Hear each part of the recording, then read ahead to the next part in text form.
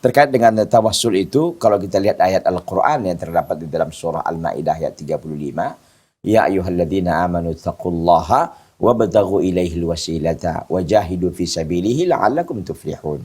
Wahai orang-orang beriman, bertakwalah kalian kepada Allah dan carilah jalan untuk mendekatkan diri kalian kepada Allah. Wajahidu, dan bersungguh-sungguhlah kalian di jalannya, la'allakum tuflihun, mudah-mudahan kalian menjadi orang yang beruntung. Para ulama tafsir menjelaskan tawassul yang dimaksud wabtaghu ilaihil wasilah di sini maksudnya adalah wasilah syar'iyyah, bukan wasilah syirkiyah dan bid'iyah gitu. Ada wasilah yang bid'iyah, ada yang wasilah yang syirkiyah, tapi wasilah yang syar'iyyah itu, bertawassul itu saya jelaskan dulu ya.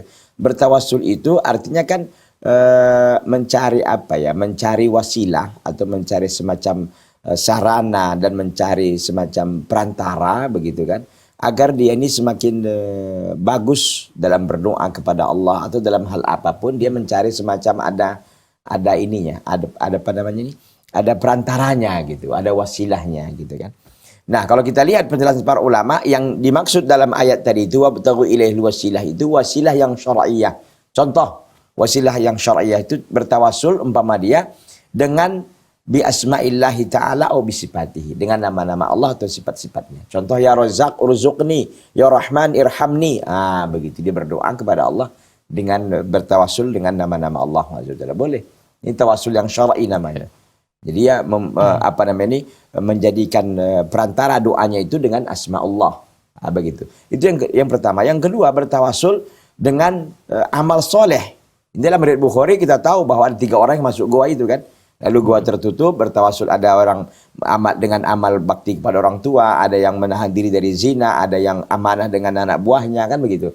Dalam 3 orang hadis. Itu namanya bertawassul dengan amal soleh yang paling ikhlas kita rasa. Kita ini kan beramal di banyak nih. Kita pasti tahu, ingat yang paling kita rasa ikhlas begitu. Itu yang kita apa namanya, kita sebutkan di hadapan Allah bahwa aku pernah beramal begini ya Allah. Jika engkau memang menerima amalku itu, maka begini apa yang kita minta gitu. Mudahkanlah jalanku dan seterusnya dan seterusnya. Itu. Yang ketiga, bertawassul dengan doa orang soleh yang masih hidup. Doa orang soleh yang masih hidup. Jadi kita datang ke Ustadz, minta, Ustadz mohon doanya Ustadz agar saya cepat nikah umpamanya. Mohon doanya Ustadz agar saya lulus di sini. Enggak masalah. Itu tawassul yang syar'i juga.